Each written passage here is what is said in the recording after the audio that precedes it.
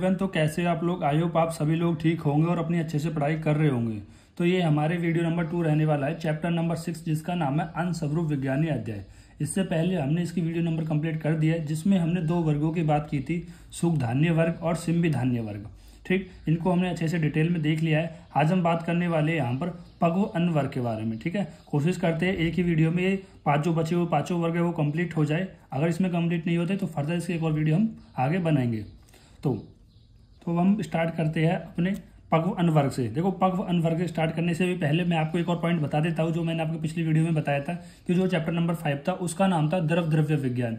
यानी कि वहां पर हमने जलीय पदार्थ के बारे में पढ़ा था और इस चैप्टर का नाम है अन्न स्वरूप। यानी कि यहाँ पर हम अन्न के बारे में पढ़ने वाले हैं। ठीक है, वहां पर जलीय पदार्थ हो गए और यहाँ पर सॉलिड पदार्थ, एक तरीके से आप ऐसे कह सकते हो। तो इनके बारे में हम यहाँ पर पढ़ने वाले हैं कि अन्न का क्या स्वरूप होता है। स्वरूप मतलब क्या उसके गुण है, क्या उसके फीचर है, क्या उसके कर्म है, ये सब इसमें हम यहाँ पर पढ़ने वाले हैं। ठीक है, यहाँ पर एक तरीके से हम ग्रुपिंग की बात कर रहे हैं। जैसे आचार्य भागवत ने द्रव वाले में 7 वर्ग बांटे थे, इसी तरह से इस अन्न वाले चैप्टर में भी 7 वर्गों में डिवाइड किया गया है। जैसे सुख धान्य है, सिंबि धान्य है। अब सुख धान्य एक यहाँ पर एक ग्रुप रख दिया गया है, जिसके अंदर बहुत सारे हमारी कैटेगरीज आएंगी। जैसे चावल आएगा, गेहूं आएगा, यवक आएगा। ठीक है, सिंबि धान्य के अंदर जितनी भी दालें वाली फैमिली है, मूंग की दाल, उड़द की दाल और भी जितनी प्रकार की दाल यहाँ पर आएगी। फिर पक्व अन्न वर्ग के अंदर मंड आएगा, हमारा विलेपी आएगा, पेय आएगा। ठीक है, इस तरह से उन्होंने 7 वर्गों में जितने भी अन्न होते हैं उन सभी को डिवाइड कर दिया है, जो कि हमने सुख धान्य और सिंबि धान्य अच्छे से पढ़ लिया है। अब हम पढ़ने वाले पक्व अन्न वर्ग के बारे में। देखो, अब हम बात करते हैं पक्व अन्न वर्ग के बारे में। देखो, इसमें 4 चीज हमको पढ़नी होती है, मंड, पेय, विलेपी और ओदन। 4 चीज पढ़नी होती है, मंड, पेय, विलेपी और ओदन। अब हम देखते हैं पेय क्या होता है, मंड क्या होता है और विलेपी क्या होती है। देखो, मंड के बारे में तो हमने आपको पहले भी डिस्कशन किया था। अगर नहीं आपको समझ में आया तो अभी आप देख लीजिए एक बार मंड को फिर से। देखो, आपने कोई भी बर्तन लिया और इस बर्तन में मान लो आपने 1 किलो चावल डाले, 1 किलो चावल डाले और उस चावल के 14 गुना हमको जल डालना होता है, पानी डालना होता है। ठीक है, यहाँ पर हमने 14 गुना क्या डाला, जल डाला। ठीक, और उसके बाद हमने इसको क्या किया, उबाला, गर्म किया और गर्म करने के बाद जब ये हमारे चावल बन जाएंगे, उसमें जो पानी बचेगा, उसके बाद उसमें जो ये पानी बचेगा उसको हम क्या कहते हैं, उसको हम कहते हैं यहाँ पर मंड।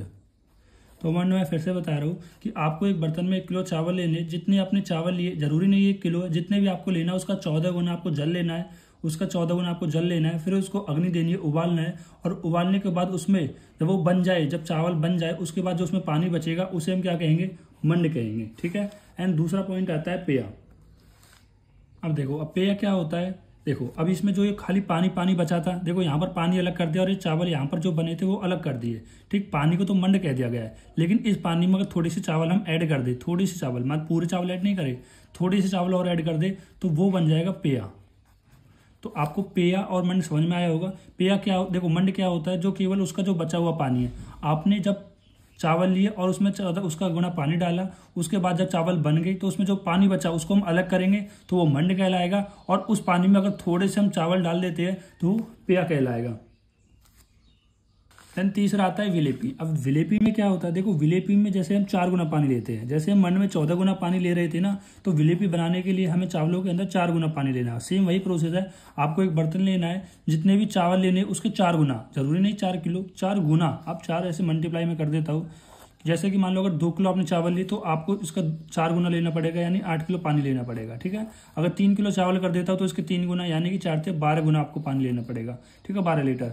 तो इस तरह से विलेपी में क्या होता है, सेम मंडी की तरह प्रोसेस होती है कि आपको 4 गुना पानी लेना पड़ता है, जितने भी आपको चावल लेने, वो होती है विलेपी।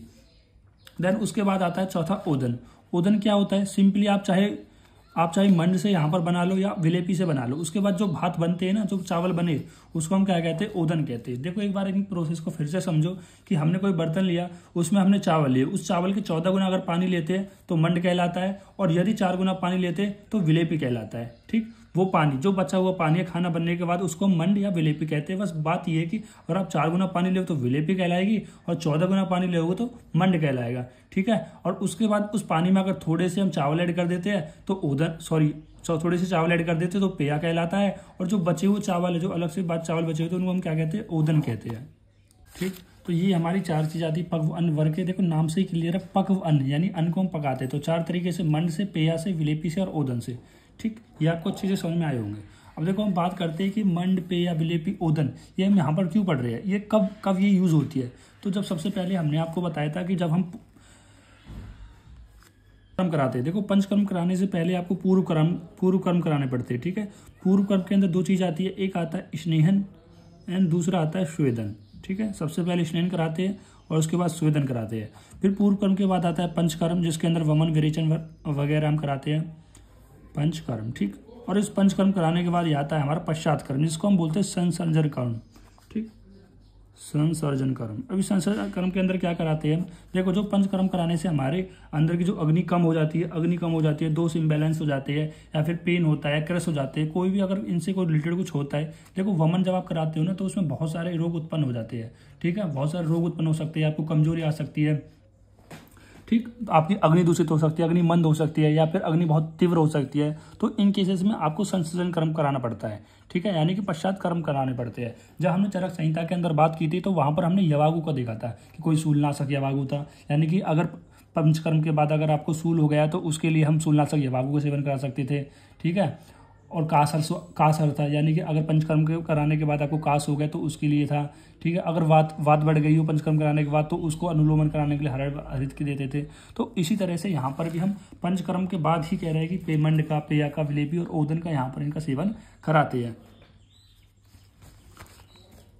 तो अब इनके हम गुण की बात करते हैं कि लघु गुण। देखो मंड सबसे ज़्यादा लघु होता है, क्योंकि इसमें सबसे ज़्यादा वाटर ऐड करते हैं, इसमें हम 14 गुना वाटर ऐड करते हैं, तो जिसकी वजह से सबसे ज़्यादा क्या होता है, लघु होता है। फिर पेया थोड़ा उसके बाद कम लघु होता है, क्योंकि इसमें 4 टाइम ही वाटर ऐड करते हैं, सॉरी इसमें 4 टाइम ऐड वाटर नहीं करते, इसमें बस थोड़े से हम भात ऐड करते हैं, यानी थोड़े से चावल ऐड करते हैं। विलेपी के अंदर 4 टाइम वाटर ऐड करते हैं, ठीक। एंड उसके बाद ओदन में तो केवल टोटली भात रहते हैं, जो कि सबसे ज़्यादा गुरु होते हैं, ठीक है। सब भाई चावल ही केवल, पानी तो बचा ही नहीं, तो गुरु तो अपने आप हो ही जाएंगे ना, ठीक है। ये इसमें आप कंफ्यूज मत होना कि सर इसमें तो हम पानी ऐड ही नहीं किया। अरे जो उसका 14 गुना पानी था, इसी के अंदर से थोड़े हम चावल ऐड कर रहे थे, तो इसमें से उतना ही पानी, बस थोड़े से तो चावल ऐड हुए, तो इसलिए इससे ज़्यादा ये लघु होता है विलेपी से, ठीक। फिर बता आरोग्यप्रद जो गुण होते हैं वो सबसे बेस्ट किसके होते हैं, मंड के होते हैं, देन पेया के, देन उसके विलेपी के, देन ओदन के। अब हम इनके एक एक करके चारों के गुण देखने वाले हैं कि क्या क्या इनका कर्म होता है, क्या क्या इनके गुण होते हैं। जैसे मंड के पहले गुण देखते हैं कि वात अनुलोमक होता है।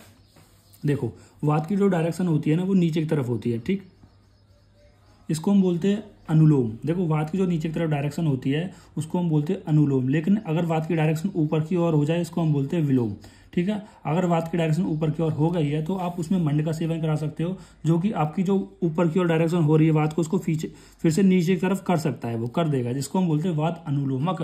यदि आपकी वात की जो डायरेक्शन है वो ऊपर की ओर हो गई है तो उसको फिर से नीचे की ओर करने का कार्य कौन करता है, मंड यहाँ पर करता है। तो मंड को वात अनुलोमक बताया है, तृष्णा शामक बताया है, यानी कि प्यास को शांत करने वाला बताया गया है। गलानी नाशक यानी डिप्रेशन में भी कह रहे हैं, डिप्रेशन का नाश करने वाला बताया है।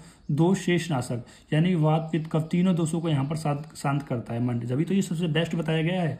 पाचक होता है, यानी कि पाचक, जैसे कि मान लो पंचकर्म आपने कराया है और पंचकर्म कराने के बाद अगर आपकी बॉडी में पाचन नहीं हो रहा है तो भी आप उसमें मंड का सेवन करा सकते हो।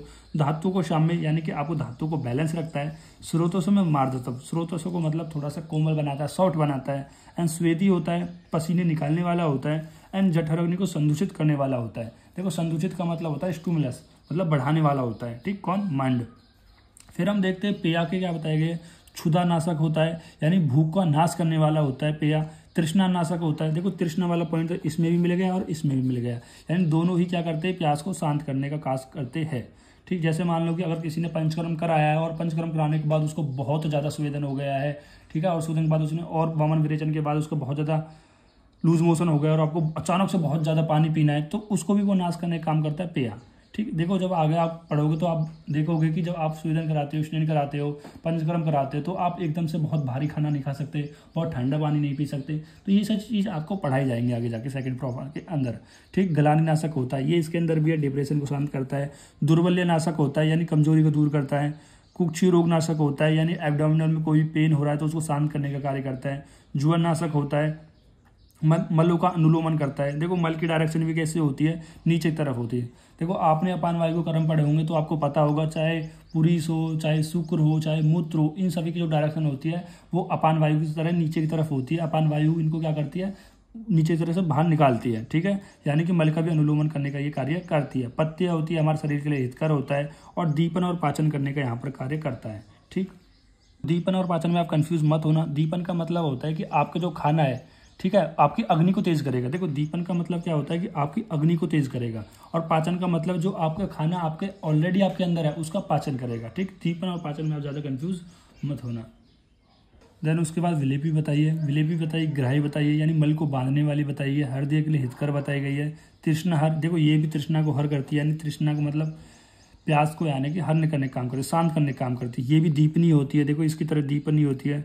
वरण और वर्ण नेत्र रोग के लिए, वर्ण हो गया, नेत्र रोग हो गया, दुर्बल के लिए हितकारी होता है। मतलब अगर आपको कोई इंजरी है, क्षत है, आंख रिलेटेड कोई डिसऑर्डर्स है, कमजोरी हो गई है, तो इनके लिए भी क्या होती है, विलेपी हितकर होती है।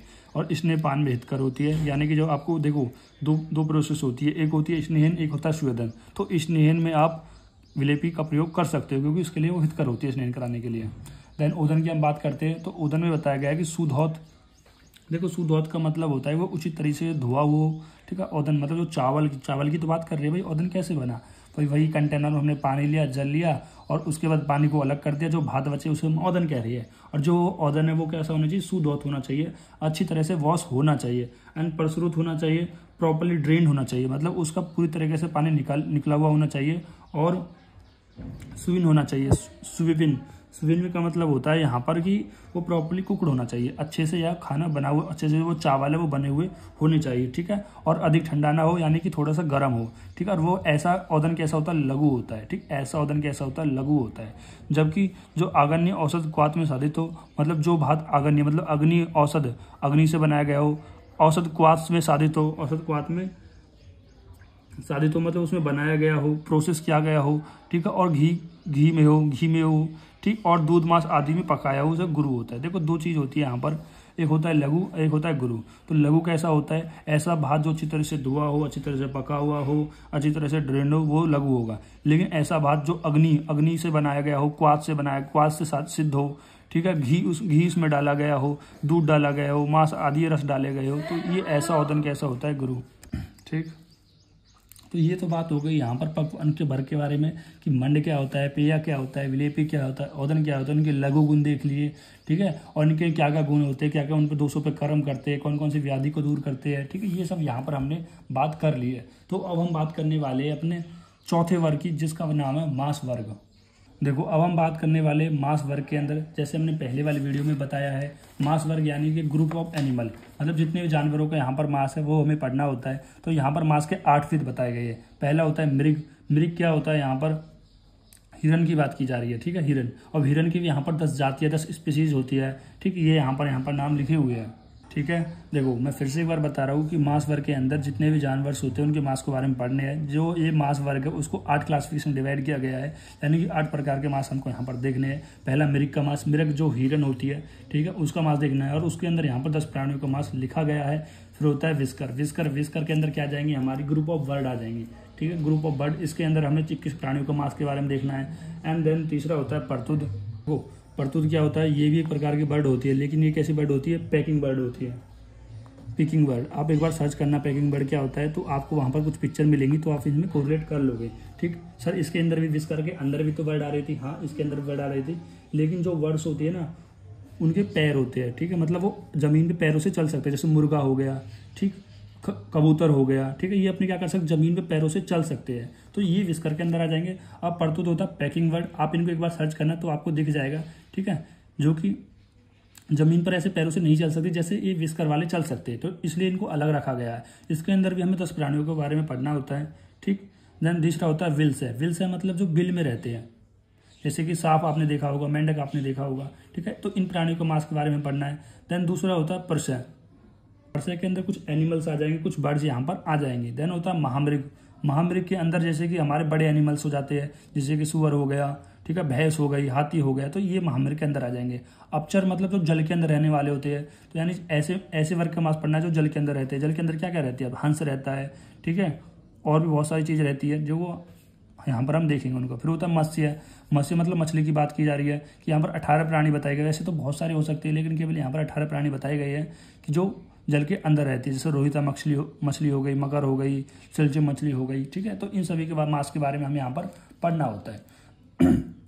तो मैं एक बार सिंपली आपको ये समझाना चाहता हूँ, मांस वर्ग के अंदर हम सभी जानवरों का मांस यहाँ पर पढ़ते हैं। आचार्य भागवत ने 8 यहाँ पर मांस के भेद बताए गए, यानी कि इनके अंदर 8 मांस का वर्णन किया गया है। जैसे मृग बता दिया गया है, विस्कर, प्रतूत, विलसय, परसय, महामृग, अपचर और मत्स्य, ठीक है। और मृग के अंदर 10 प्राणी आते हैं, हिरण आ गया, एन आ गया, कुरंग आ गया, ऋग आ गया, गोकुर्ण आ गया, मृगमातक आ गया, शश आ गया, सस यहाँ पर खरगोश को कहते हैं, संबर हो गया, चारुस्क हो गया, सरब हो गया, ठीक है। सरब भी हिरण की वैरायटी होती है, ठीक है। तो ये सब आप यहाँ पर एक बार अगर आप चाहो तो इन सभी को याद कर सकते हो, अगर नहीं चाहो तो कुछ 1-2 नाम आप याद कर सकते हो, जैसे कि मैंने हरिण किया था, एन किया था, ठीक है, सस किया था, संबर किया था और सरब किया था। तो आप 2-4 नाम यहाँ पर याद कर सकते हो, जरूरी नहीं, बस आपको इनकी संख्या पता होना चाहिए कि मृग के अंदर 10 प्राणी बताई गई है, विस्कर के अंदर 21 प्राणी बताई गई है, और प्रतूत के अंदर 10 प्राणी, विलसय के अंदर 4 प्राणी, परसय के अंदर 26 प्राणी, महामृग के अंदर 8-10 प्राणी, अपचर के अंदर 11 प्राणी और मत्स्य के अंदर 18 प्राणी। तो आप इस तरह से इनको याद कर सकते हो, जरूरी नहीं है आप इन सारे नाम को याद करो,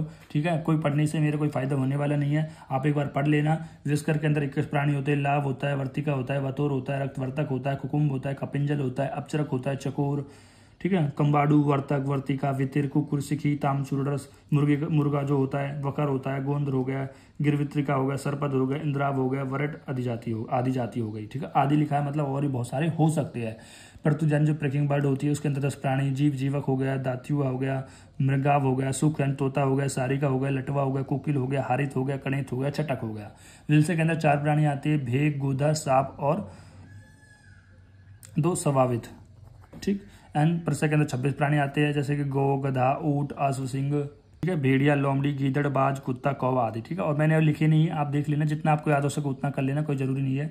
महामृग के अंदर 10 प्राणी, 12 सुअर हो गया, भैंस हो गई, ठीक है, डॉग बियर हो गया, रूरू हो गए, रोहित हो गई, हाथी हो गया, शुअर हो गया, चमर हो गया, खंग हो गया, गवय हो गया।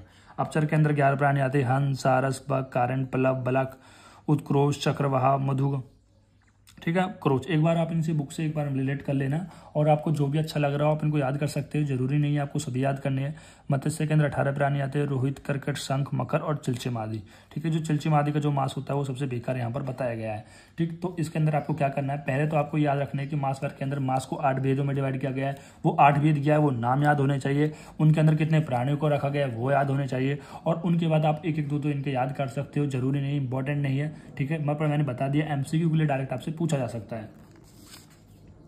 देखो फिर बात करते हैं अष्टमास वर्ग के देशानुसार वर्गीकरण, यानी कि जो ये अष्टमास हमने अभी बताया ना, मृग का मास, विष्टि, अष्टमास होते हैं, तो उनका देश के अनुसार वर्गीकरण बताया गया है कि कौन से जो मास के वर्ग होते हैं वो किस देश के अंदर आते हैं। जैसे मृग हो गया, विस्कर हो गया, प्रतुत हो गया, ये जांगल देश के अंदर आते हैं। महामृग, अपचर और मत्स्य वो आनु देश के अंदर आते हैं। विलसय और परसय साधन देश के अंदर आते हैं, ठीक है। आप जानते हो जांगल देश में लघु होता है, वात की प्रकोप होता है, ठीक, इसमें हरियाली कम होती है। आनु देश में वर्षा ज्यादा होती है, हरियाली ज्यादा होती है, कब दोष के प्रकोप होता है, ठीक, इसके अंदर ये प्राणी आते हैं। साधारण देश के अंदर हमारे दोष जो सम रहते हैं, त्रिदोष सम रहते हैं, जिसके अंदर विलसय और परसय आता है, ठीक है। आप इनको कैसे याद करोगे, देखो आप ऐसे कर सकते हो, M से मर्ग, V से विस्कर, P से पर, तो MVP यानी most valuable player, most valuable player. देखो जब आप फ्री फायर खेलते हो तो जो आपका दोस्त होता है वही सबको मार देता है, क्योंकि वो जंगली की तरह मारता है सबको, ठीक है, वो अच्छा खेलता है। तो इस तरह से आप रख सकते हो कि वो जंगली मेरा दोस्त है, वो मोस्ट वैल्यूएबल प्लेयर है, ठीक है, मोस्ट वैल्यूएबल प्लेयर। तो इस तरह से आप मैम से मृग, वी से विस्कर और फिर से प्रतुत आप याद रख सकते हो, ठीक है। और अनूप देश को कैसे याद रख सकते हो, देखो अनूप से क्या बना होगा, MAM, मैम। तो अनूप जो मैम है वो कैसी है, महान है, ऐसा याद कर लेना। देखो इसके अंदर मर्ग है और इसके अंदर महामृग है, तो आप कंफ्यूज ना हो, इसलिए याद कर लेना जो अनूप मैम है, अनूप जो मैम है वो महान है, तो इस तरह से याद रह जाएगा। अनूप देश के अंदर महामृग आता है, और ये भी आपको याद हो जाएंगे, M से महामृग, A से अपचर, M से मत्स्य। फिर इसके बाद आता है साधारण।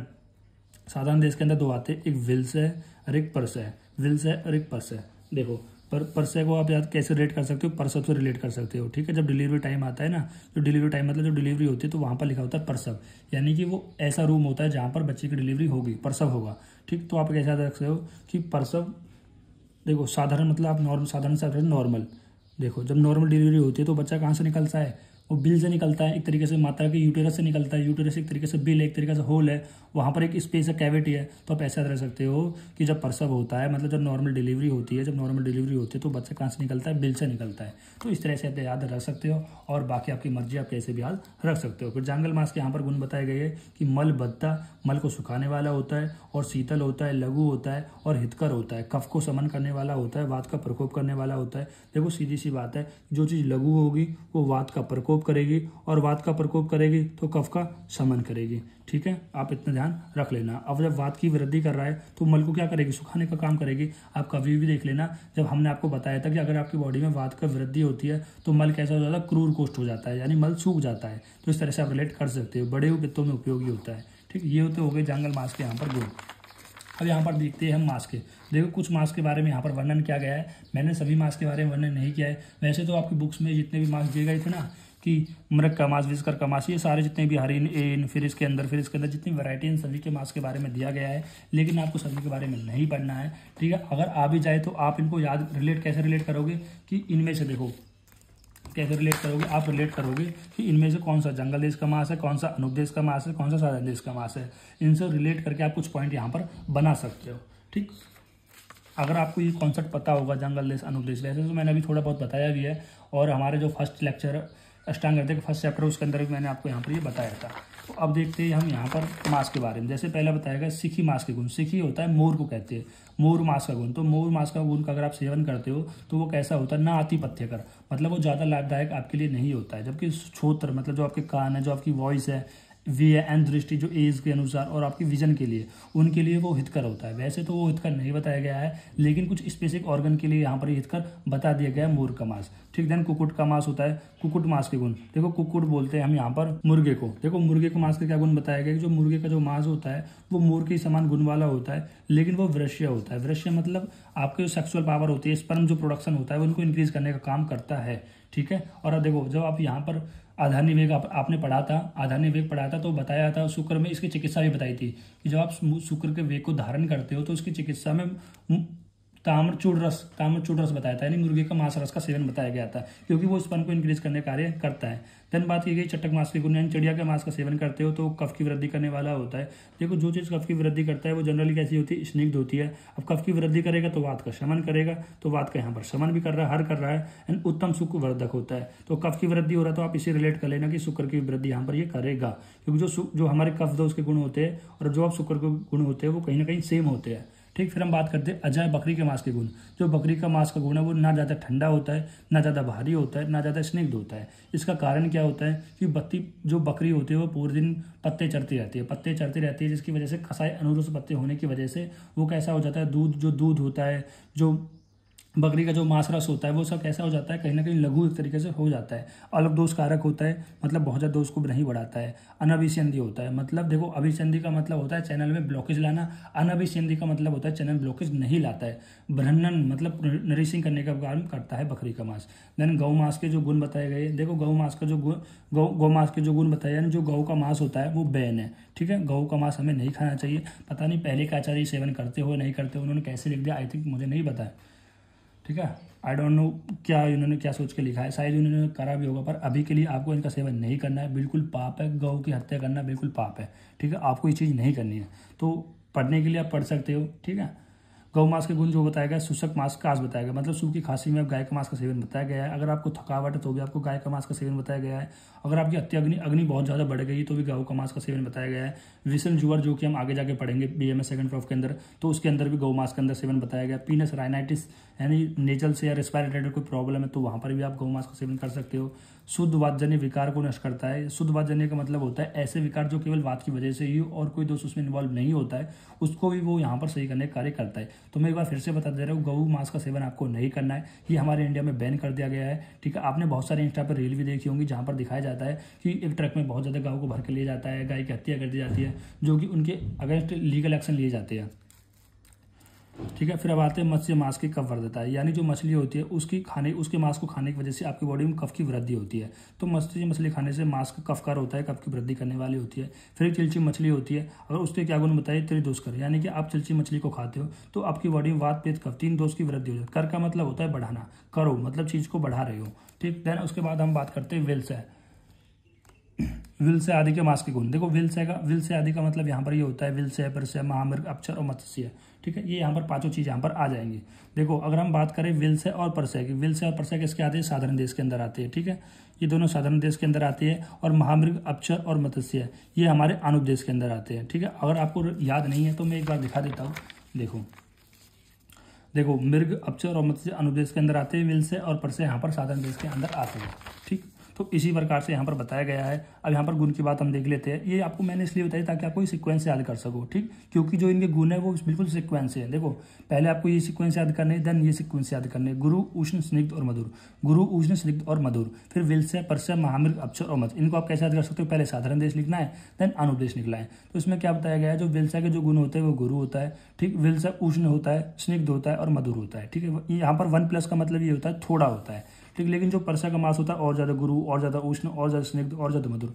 फिर महामृग का और ज्यादा गुरु, और ज्यादा उष्ण, और ज्यादा स्निग्ध, और ज्यादा मधुर। अपचर का उससे भी ज्यादा, और सबसे ज्यादा होता है मत्स्य यानी मछली का। हमने बताया था कि मछली जो होती है वो भी कफकर होती है, कफ को बढ़ाने वाली होती है। गुरु होती है तभी तो कफ को बढ़ा रही है, उष्ण भी होती है और स्निग्ध भी होती है और मधुर भी होती है। तो सबसे ज्यादा मत्स्य की होती है, यानी कि वो अगर आप नीचे चले जाओगे इंक्रीजिंग ऑर्डर है। ठीक है, अगर आप डाउनवर्ड जाओगे तो ऑर्डर कैसा हो रहा है, इंक्रीज हो रहा है इनकी प्रॉपर्टी। फिर हम बात करते हैं वर्ग अनुसार मास की श्रेष्ठता बताई गई है। ठीक है, हर एक वर्ग के अंदर सबसे किसका मास सबसे श्रेष्ठ बताया गया है। हमने आपको 8 वर्ग बताए थे। ठीक है, जो पहला दूसरा इसमें बताया विस्कर। देखो ये वाला जो वर्ग बताया था ना, हमने विस्कर बताया था। तो इस विस्कर के अंदर सबसे जो ज्यादा बेस्ट मास बताया गया है वो बताया गया लाव का सबसे बेस्ट मास यहाँ पर बताया गया है। अगर आपको ये नहीं पता है तो आप एक बार गूगल पे सर्च किया और इसकी इमेज देखिए। ठीक है, तब आपको चीजें याद रहेंगी। देन मत्स्य वर्ग के अंदर रोहित जो मछली होती है, ठीक है, उसका मास सबसे बेस्ट बताया गया है। विल्से वर्ग के अंदर गोद का, ठीक, एंड मृग वर्ग के अंदर एंड का। ठीक है, एंड यहाँ पर एक हिरन होती है, डियर होती है, उसकी एक वैरायटी होती है, तो उसका बेस्ट बताया गया है। फिर हम पर बात की गई त्याज्य मांस, मतलब किन का आपको मांस का सेवन नहीं करना है। तो बताया गया है कि